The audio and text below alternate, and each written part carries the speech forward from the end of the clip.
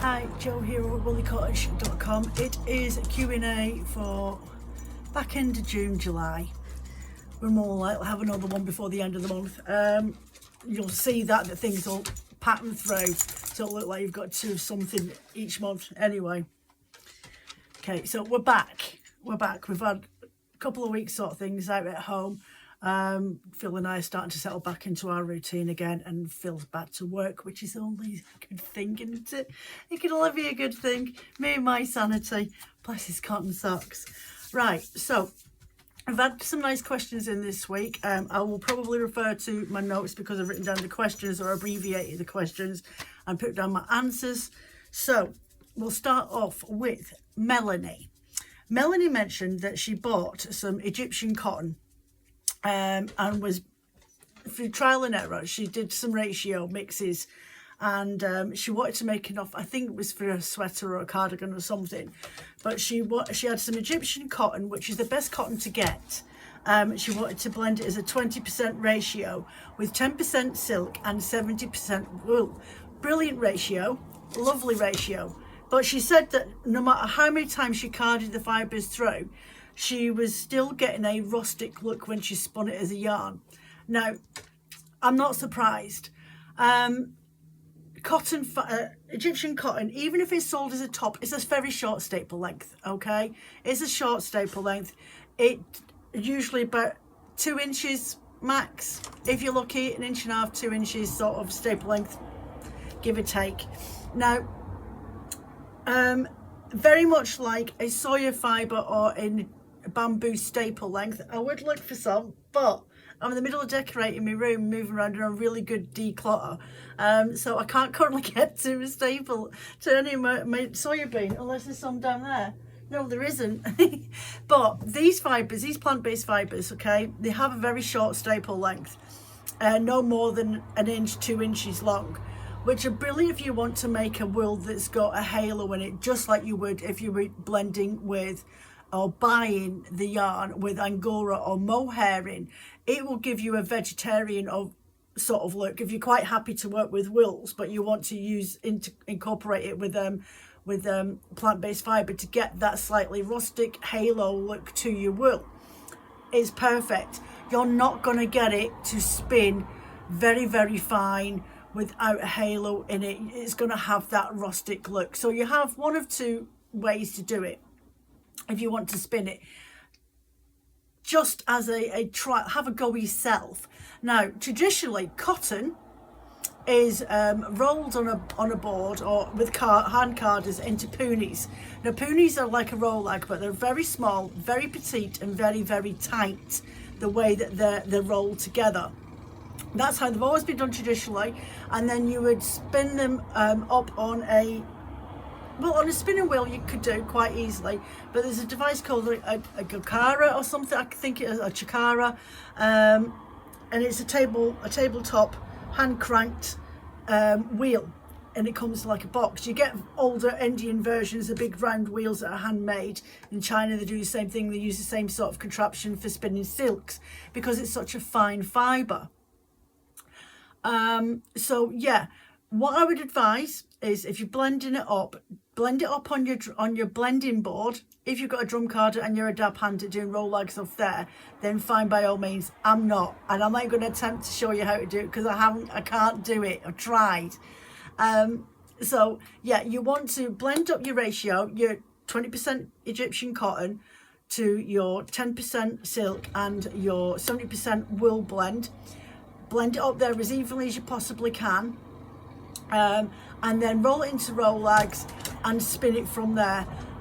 You shouldn't, and you'll probably notice there's a bit of a difference in the way that it's been it's spinning out, because it'll be a lot thinner, and you will end up more of an English draw than you will do with a worsted wool, but it'll be a lot finer, a lot more compact, and evenly distributed throughout, that you won't get such a rustic looking yarn.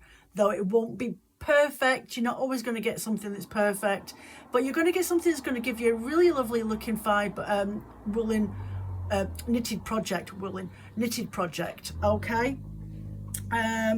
So yeah, let me just double check that I've answered all of that. So yeah, that's it really. Okay, so I hope that answered that question for you. Victoria, She says, you mentioned in previous videos you should always steam your roving before you sell it. Why and how? This is a topic I've gone over quite a lot of the times over previous videos. Right, as a rule, you don't need to, okay? It's not detrimental to anything, really. But from a professional and personal experience and my mindset, there's two factors. As a small batch dyer, I do dye a lot of wool, sometimes up to 2.5 kilos. When I'm doing Christmas advents, it could be as much as 4 kilos of wool over the space of a week. And where I live, if you're from the States at the moment, and I'm in the north of England, I'm in the northwest coast, right next to the sea. We are not having the best of summers. We haven't had a really good summer for about 3-4 years now. Well, where I live anyway. Today's the first day that I've seen sunshine, proper sunshine, for about, I would say, 6 days. So if I'm dyeing that amount of wool, the only way that I can dry it, because I can't hang it outside, is in front of my wood burning stove, or my wood dual fuel stove, cast iron stove. It goes on a clothes horse in front of the fire. Some people have got radiators. I've got radiators, but I don't use them at all. I never have done in the 5 years that we've lived in this property. We get enough from the heat from the fire in the house, because we're in a very old Victorian house. So what you'll find is if your rovings are being dried on something that is direct heat, i.e. on a radiator or in front of your fire, even if it's on a clothes horse, the way that the fibre will dry is directly and really quick. Okay, so when you've dyed it and you've washed it and you've wrung it out, okay, or put it in a spin dryer, you'll find that the fibres are compact together. They're not felted, they're just all cuddled up together and like all squished. Okay, so because of the direct heat coming from the radiator or from my fire, that becomes really quite rigid, and once it's all dried, it feels different. The stupid dog's parked in front of my feet. Right, so bear with me a second. Iona, seriously, you need to move. So this fibre, though it's dry, it's been dried in front of the fire, but then again, so has oh, have I got anything up here? These ones might be better. Okay, yeah, just stop farting about. Right, so this one's been dried in the fire, but this one has as well, in the fire, in front of the fire, okay? This one has as well, but this one's been steamed and is a lot more flexible. Can you see how it bends a lot easier than the other one does? There's a lot more give to it, okay? This one is a little bit more rigid, even though it's a different breed, to be fair, but you can feel the difference in it. It's more compacted. I've got to have a play with it to get open, and all those fibres are really quite compacted in together, not felted, not matted, just compacted, that's all. So when I use this, when I steam them, what I'm doing is helping to relax those fibres so they come untangled from each other inside the roving. Now I do this, as I say, because only though when it's being sold as a roving, I do this. If I was to put them out in the washing line outside in the garden on a nice breezy day, the air gets into all these fibres, okay? It aerates them, and I'm trying to see now if I've got anything up here that was dried in front, outside in the line, and I think this one here, these were dried out on the line the other week, and they're a lot different. I would still steam them because it's a blended roving, and the heat, the dyeing process is just sort of clogged all those soybean fibres together. But I would still steam set this, but it's completely different. The air's got into the roving when it's been swished around on the washing line, and it aerates them, so it makes them more fluffy, and it gets inside all the fibres, and it helps to open them up so they're not all compacted. So for me, as a professional dyer, I want you guys to have the best possible roving that I can give you, that you can work with as soon as you've taken out the bag.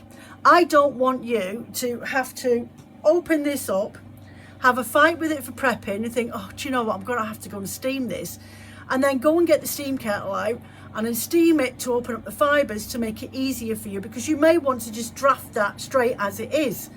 You might not need to do any prep with it. You might not want to rip it into sections.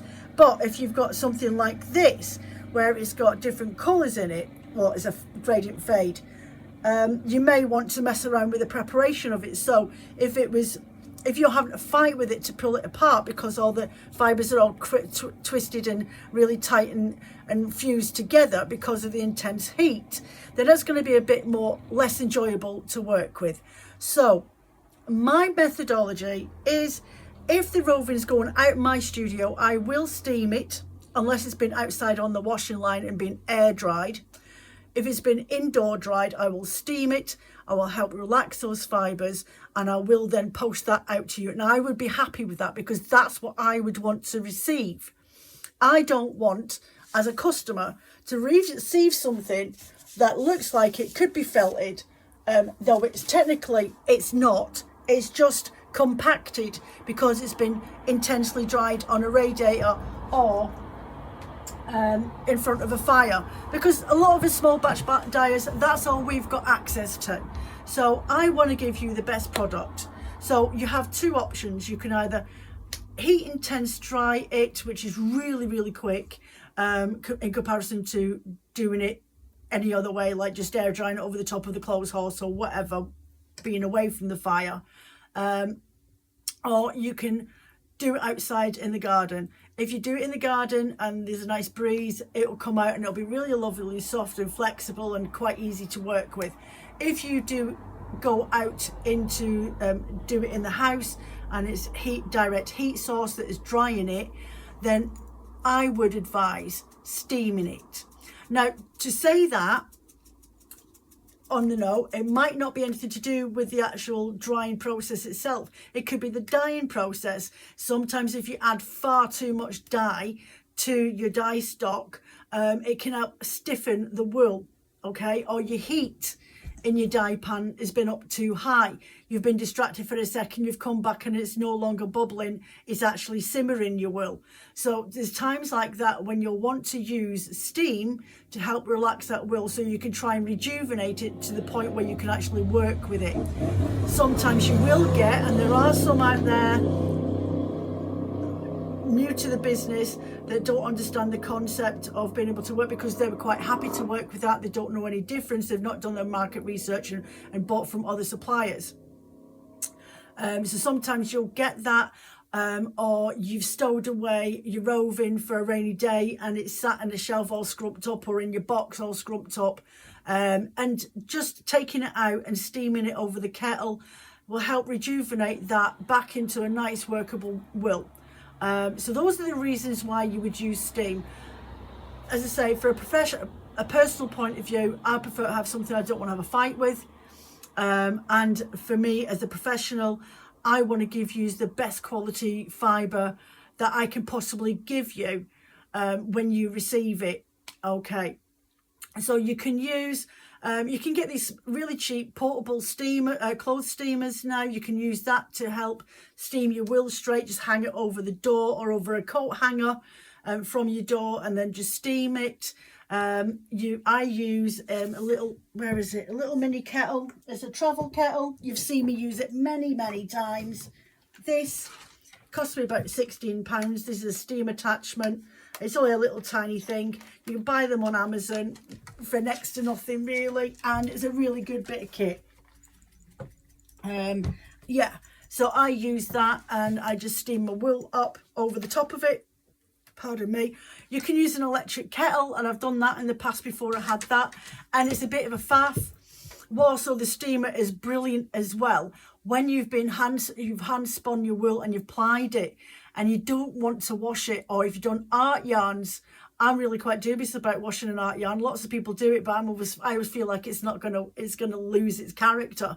So I prefer to steam it. So I'll leave my yarns, my plied yarn or my art yarns on a knitting oddy, and I will use my steam kettle to set that yarn, and then I just hang it to let any of the moisture and everything else just evaporate, and there I'm good to go. You can see the energy twisting in it and everything else, and it settles and it relaxes, and it's absolutely perfect. So there's a really good reason as to why you should really have a steamer in your stash. And it's for those two reasons alone: to soften out my rovings if it's been in storage, or if I've had to dye it in a direct heat source and it feels stiff to the touch, and I can help open up the roving to make it easier for you to work with. I also use my steam kettle, my travel kettle with the steam attachment on it, for setting my plied yarns once I've spun them, so I don't have to wash them and I can work with them practically straight away, or for setting my art yarns. So there we go. So I hope that answered your question on that one. Quite a long one on that one. Right, Susan, can you use a Turkish spindle like a support spindle if it's been tapered end? Do you know, I wouldn't know, lovely. I wouldn't know. I have got, come on, move on my way. I have got a Turkish spindle. I love this. It's from Cat and Sparrow. And I think it's a black cherry wood. Okay. And it has got a tapered end. So in the grand scheme of things, yes, you probably could. You could probably do it. I've never used a support spindle. Partly out of the cost of them. They're quite expensive to buy. I mean, here in the UK, a lot of people sell them between 36 and 50 quid, and I'm like, I'm not paying that for that. I think I paid about 26, 27 pounds for that, and it's handcrafted. But it's the money side of things for me, you see, so that's why I've never done it. And I know I do need to do it, because I've got a bog roller over there, and there's other Turkish spindles that I want to get, other types of spindles I want to have a collection of. So at least that way I can do demos of them next year on my Back to Basics videos. But there's nothing to say you couldn't. I don't even have a little bowl that it could sit in for me to try. Could you? Maybe if it was sat in a little bowl or a little wooden one with the little divot in the bottom of it so it would actually hold and stay. But I've never tried. I've never used a support spindle or a kick spindle or anything like that. If anybody wants to donate one to me. I can't even find a supplier in the UK that does kick spindles neither. The only person I can find is somebody over in Canada, and I'm just not prepared to pay the customs fees and the handling fees that we have to pay in this country, because it's absolutely outrageous. Yeah, that's another story. So yeah, I don't see why you can't. I'd advise you just give it a go. If you've got one that's got this funny little end on it, I would definitely say give it a try. Who knows, maybe you can. But it's not something, I don't get a chance. I don't do a lot of crafting these days. Maybe it's something I need to have experiment and try myself. But I can't see why not if you've got a spindle that looks like that. And if you've got a support bowl, give it a try. You might be able to, it might be the first one that can actually say, yeah, you can do it. I don't think I've ever seen anyone try, but that's not to say I haven't looked. Or if I've heard anyone ever mention doing support spindling with your Turkish spindle before. Well, good luck. Fiona says she purchased a walk around the lock shawl kit from me, but has never attempted to spin a fade yarn before. Advice on preparing and splitting to keep it in sequence. Simples. Right, so I will grab, I'm off it, she's off again. I'm going to grab a roving that has been dyed in a similar effect. Hold a minute. If I grab similar effect. Right. Simple enough. So here's the rover. I'm not going to split it in half because it's for the shop, right? So there's your colour fade all the way up into this section here. All you want to do is unbraid it completely, okay? Then get both your ends and then measure it out all the way through. So dog, move please, Iona. Iona, move. My dog's always in the way. So what you want to do is unbraid your roving and just keep on braiding it, okay? Just braid it all the way.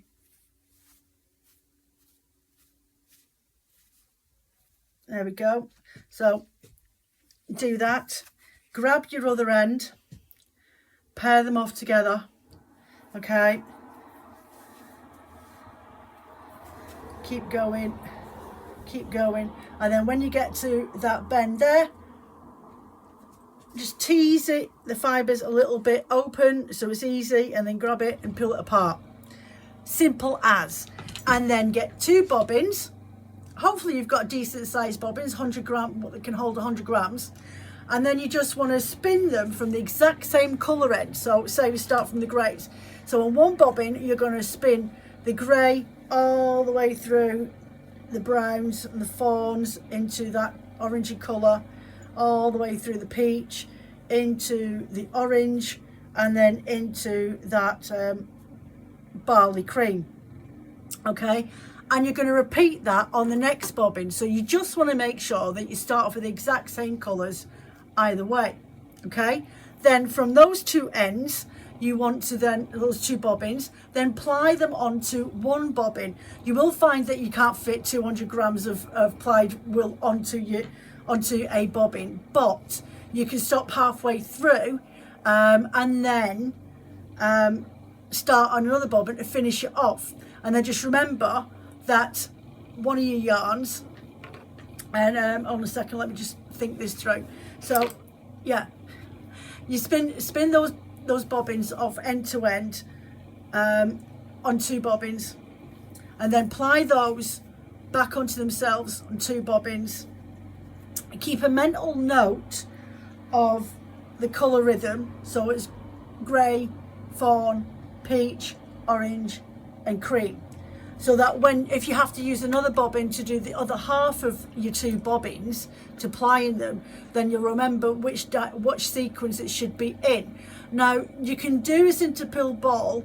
I mean, you can wind it onto a centre pill ball, which is probably easier, so that if your next colour sequence is in the centre, then you can just pull it out.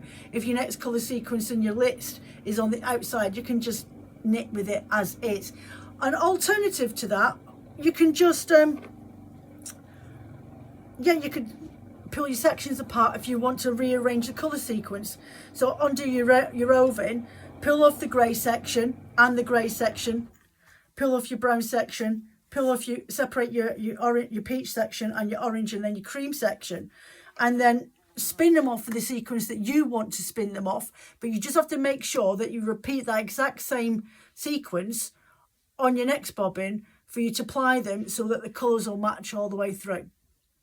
So there we go. It's not a lot to it. It's just a little bit of forethought. That's all you have to worry about. It's just the thought that I started with that colour, in the middle is this colour, and at the end is this colour, and I need to make sure that they're going to be all the way through the same.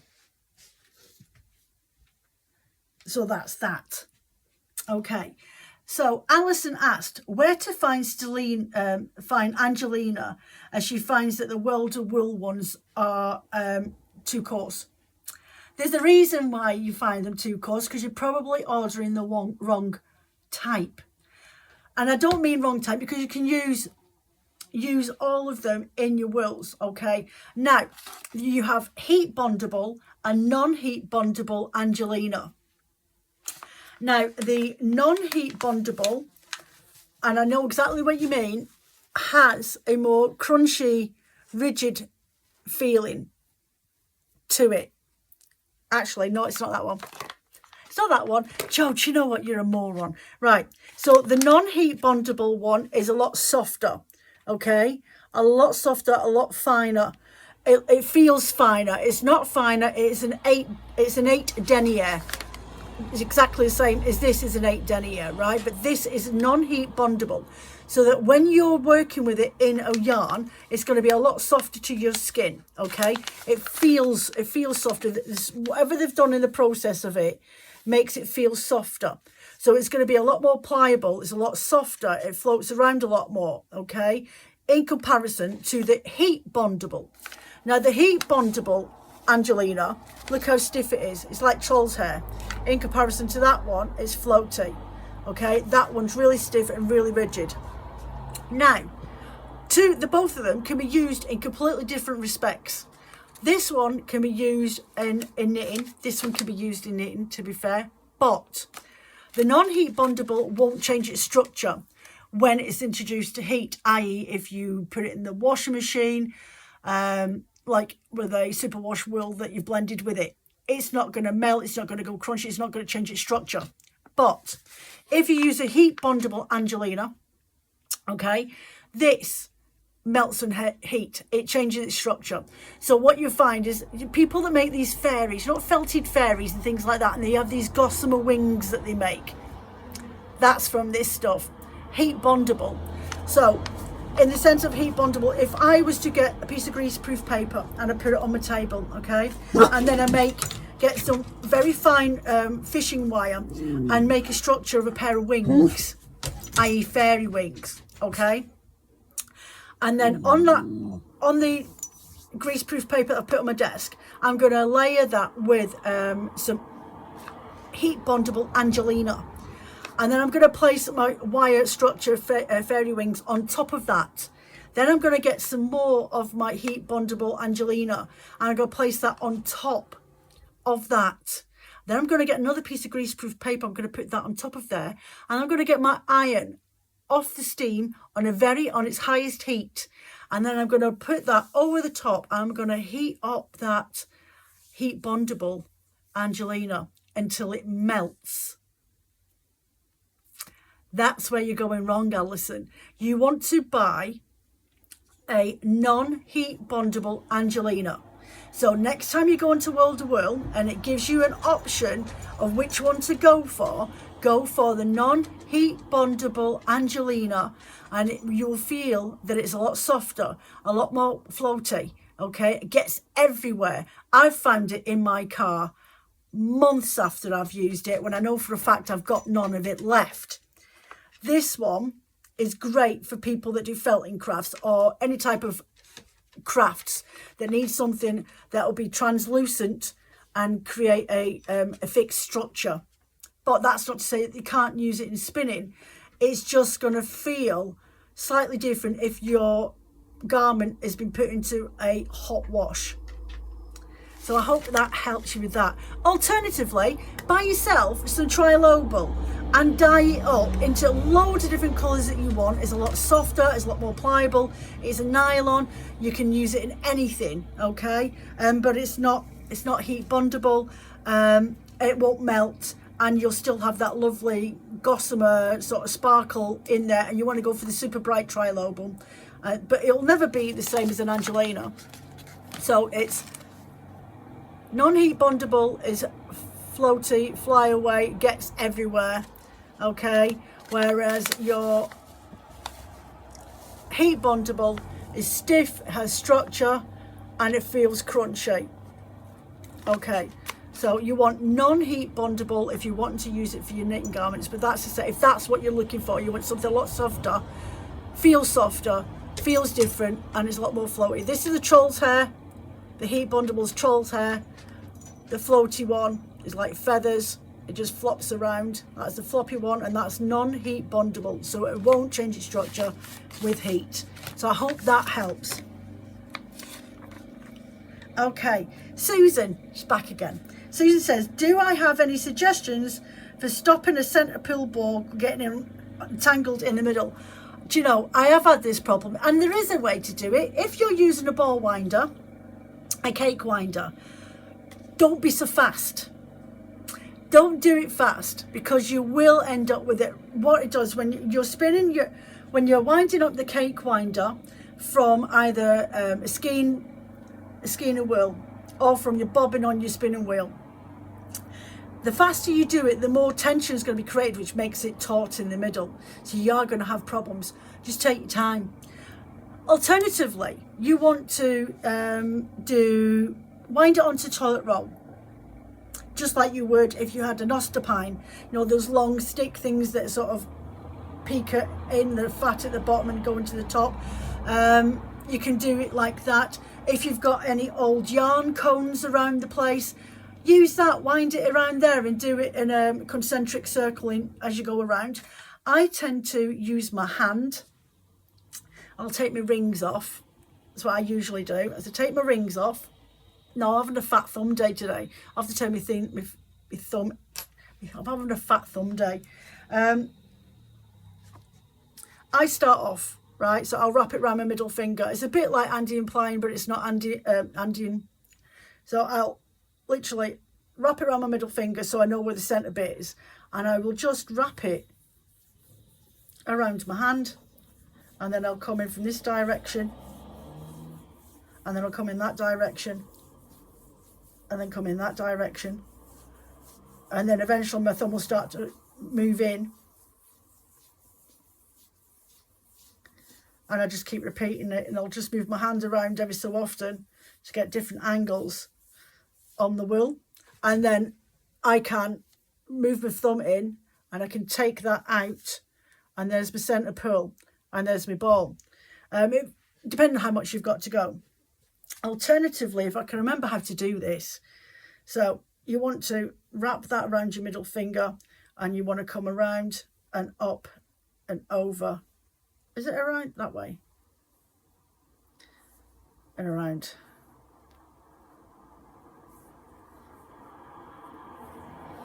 And then this one creates the bracelet. I've got little hands, so I find it really hard to do it. When we're going around and down. Around my finger and down. Or you can twist it around that way. But yeah, you can do it like that and do a handmade centre pull ball. My advice is if you're using a yarn bowl, a yarn wider for making cakes up, don't pull too tight. Just take your time, especially when you're first doing it, when you're first getting it going, for at least the first, I don't know, couple of centimetre or so like that, maybe the first 25 grams of wool that you're spinning, that you're wanting to wind up. I would just take my time, be really little bit loosey-goosey about it, and that should help. Otherwise, just wind it into a ball directly. That stops anything, and then you've not got a centre pull ball. To be fair, I do like a centre pull ball, but I'm not akin to not using a ball of wool.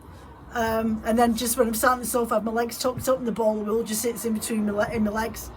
Or get yourself a yarn bowl. I've got plenty. There's lots on the shop. Also, I had a query about 3D printers. Not really on the on my yarn thingy spectrum, but 3D printers. Well, 3D printers are a bit of a headache. They are a very, very steep learning curve. You have to go and do your research. Go and watch your videos. Go and actually look into it. Now, they are really budget friendly. I have gone through 4 in the last 2 years. 5. Is it 5? Let me think on a minute. So, Phil bought me my first one 3 Christmases ago. And it broke. It didn't even work out the box. So that got sent back. I went for the exact same brand again. And that crashed on me about 2 months into having it. No, I'm nearly a month into having it. So that got sent back. I went for a similar brand, looked exact same model, slightly different design. And that crashed on me. That's actually in the cupboard. So we bought a completely different brand, a completely different look, new on the market, a little bit more expensive. And it was fine for a bit, and then that died after a week. That completely died after a week. So that got sent back. Now I've got the one that I use all the time when I'm printing, and it's an Elego. Elego ELG. Oh, is it EL? Oh, I can't even say it. EELEGOO, I think, or something like that. I can't fault it. Brilliant bit of kit. Cost me about £219, £229. The other ones I bought were budget friendly as well. And I mean, a lot of people say that they love them and they've got multiples of them. But they didn't agree with me. I must have just had a really dodgy batch, wasn't happy with them at all, having to send them back. So I've got one in the cupboard. If somebody wants it, they can come and get it, and offer me some money for it, and they can, if they've got a husband or they're really quite tech savvy themselves, then they're more than welcome to it. But it's driving me potty. The gears are gone on it and I can't find the parts to go with it. You can't get them in the UK. So yeah, they're a really steep learning curve. They're not the easiest. They're brilliant for little hobbies and stuff like that once you've figured out what you're doing. Designing them, you can go online and learn how to do designs and create your own things. There are a couple of websites online where you can get free downloadable prints. Even doing that on the computer system and learning the program in the background is a learning curve. But that's where your research comes in. You really need to go and learn about how to do the computer work that goes with it and using the software as well. Because sometimes you have to tinker, especially if you're using somebody else's downloadable print, which everyone does.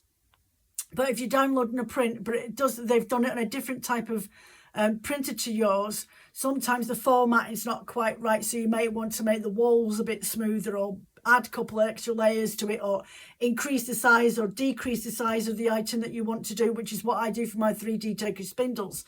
I have my 10 gram ones and I have my 30 gram ones, so I increase the size of them and decrease the size of them to get different types of weights.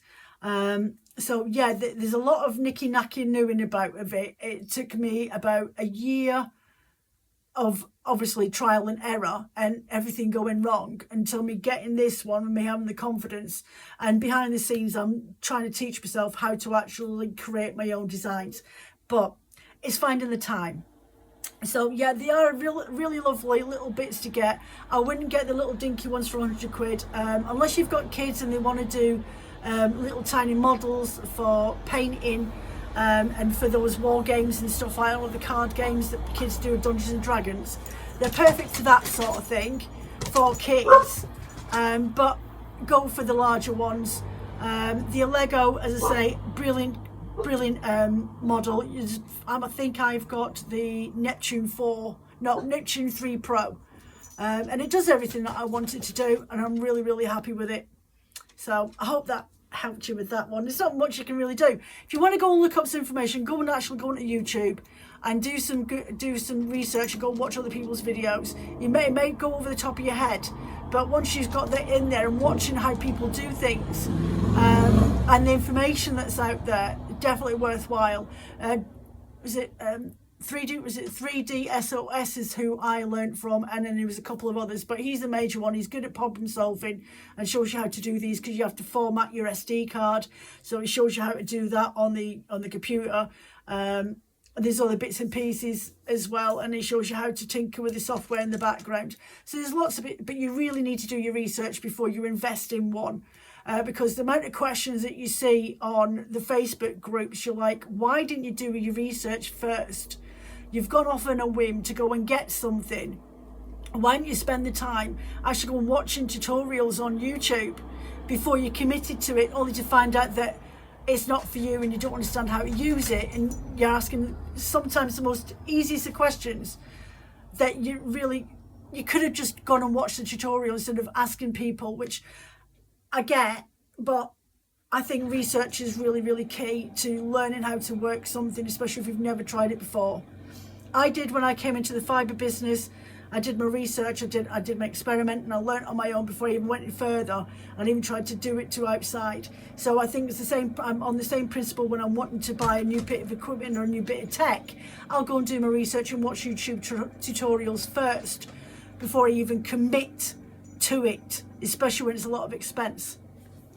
Anyway, so I hope you enjoyed that. Now go over, now that you've seen this, go over to the Patreon members page now, and there's three options that you've got to pick on: 1, 2 and 3, of a collection of bird images, because honestly I'm going to start calling you the Bonnie Herd, because it's really hard. So yeah, so I've done a montage of different bird images that I've found online. You've got 3 options. There's 3 options on each of your options, so you just need to choose which category, 1, 2 or 3, is the one that you want to vote for. And then I can get them sorted out. You've got till this Wednesday to get your choices in, and then I can get the die pots on Thursday ready for die pot Thursday video for next weekend. I've got Angelina up my nose. I need to go and get some tissue. I will catch you later. I hope you enjoyed this edition of Q&A, and I'll be back soon. Take care of yourselves, and I will see you soon.